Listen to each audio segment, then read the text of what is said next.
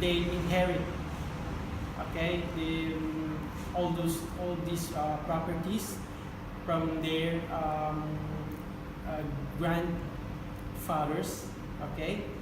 Um, all these properties were built since 1878, okay.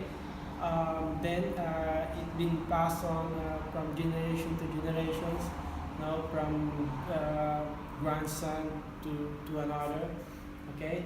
And now, but still, there's Calamai grandson who manage all these properties. But before, they were fabricating textiles here, okay, since up to um, 2007, reconstruct all the offices here, okay, and they turned it into the apartments. What is now the Kalamai Riverside Apartments was once Anonima Kalamai, one of the oldest textile mills in Prato. Built in 1878, right after the Italian unification, it was right on time for the city's new status as the center of Italy's textile industry. By this point in the country's history, during the peak of the Industrial Revolution, factories had typically become more spacious in order to house large mechanical mills and would feature skylights to reduce the cramped feel of the buildings that came before them. This factory kept its appearance for the next few decades and well into the later half of the 20th century.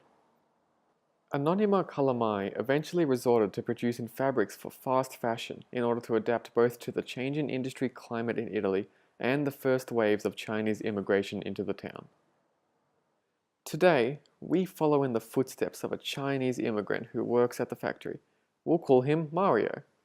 After a long day at work, Mario starts to make his way home.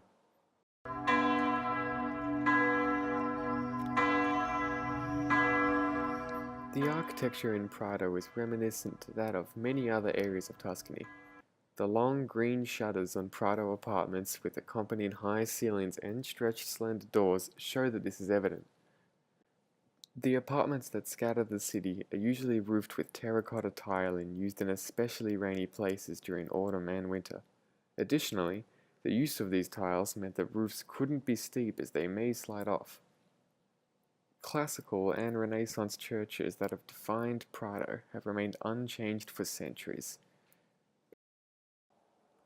Chinatown, once known as Macrolotto Zero, was built around another industrial area of Prato right outside the old city walls. The buildings here were built cheaply and quickly in order to house the influx of Chinese immigrants like Mario. By 1997, the area was already starting to show signs of an ethnic neighborhood. Where some residents chose to have their exteriors painted like inner city Prato, many chose to personalize their shops and living spaces to make it feel more like home. Textile factories do still exist in this area, but they are smaller, and over time they are becoming fewer and far between. Some are currently in the process of being converted into living spaces. In time, Macrolotto Zero will grow to have an identity away from its industrial past.